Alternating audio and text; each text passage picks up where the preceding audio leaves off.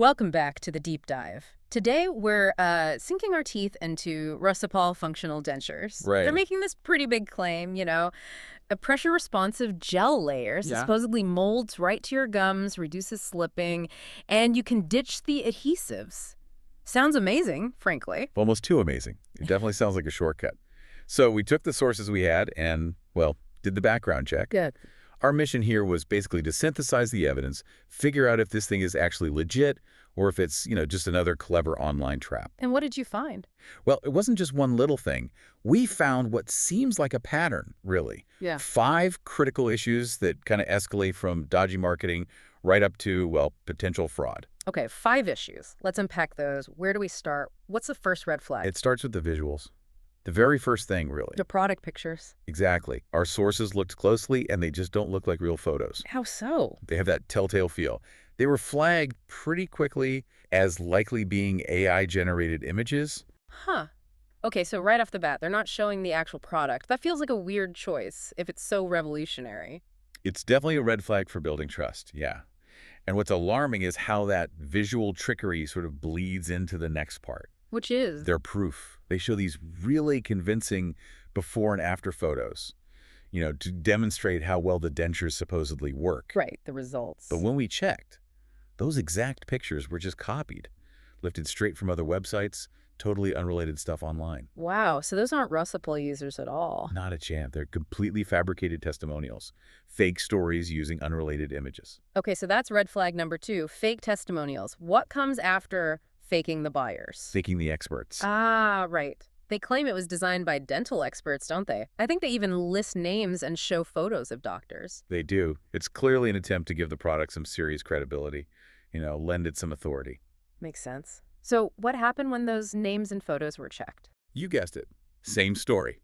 Those images, those names, also copied from various places on the internet. Seriously? Seriously, they're just manufactured personas. No. So the strategy seems pretty clear. If you don't have real trust, you manufacture it. Yeah. Fake product shots, fake customer results, now fake doctors. Fake product, fake testimonials, fake experts. Okay. That leads us pretty directly into what feels like the most serious claim they make, right? The FDA claim. Yeah. This isn't just like questionable marketing anymore. This is claiming official regulatory approval. They show an FDA certification logo, even a specific registration number. And that's the really critical piece, that number. It makes it look so legitimate. Because who actually checks those numbers? Exactly. They're counting on you not checking. Mm-hmm. But our sources did take that step. They went to the official FDA website, plugged in that registration number. Nothing. No record of it whatsoever. Wow. Okay, so the FDA claim is just made up. It's misleading at best, yeah. Yeah. It shows they seem willing to just invent regulatory status to try and sell this thing. That's a pretty big leap from fuzzy photos. It really is. And it ties into the final point, the last red flag. Yes. The complete lack of real social proof. Think about it. If this product genuinely solved the denture adhesive problem for millions, wouldn't there be some buzz? You'd think so. Reviews, comments, something. Right. But despite all these grand claims, breakthrough tech, expert design, FDA-certified biter, there are basically 0 genuine customer reviews.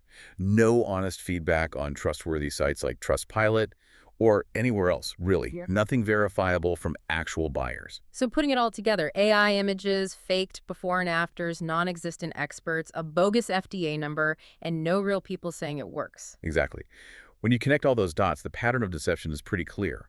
The conclusion is, well, pretty sobering. It's very likely not a legitimate product. Mm-hmm. The risk involved in trusting this product based on this evidence, it just clearly outweighs any promised benefit. So that really is the essential takeaway for you listening. You have to verify the specifics. Don't just see a logo or a convincing photo. Right. Check the registration number. Look up the expert's name. Do that little bit of extra digging. And maybe the bigger thought to leave you with is this. How much can we actually rely on visual evidence online anymore? When AI can potentially fake everything from the product itself to the expert who supposedly invented it, that shift, the potential erosion of digital trust, that's something worth mulling over.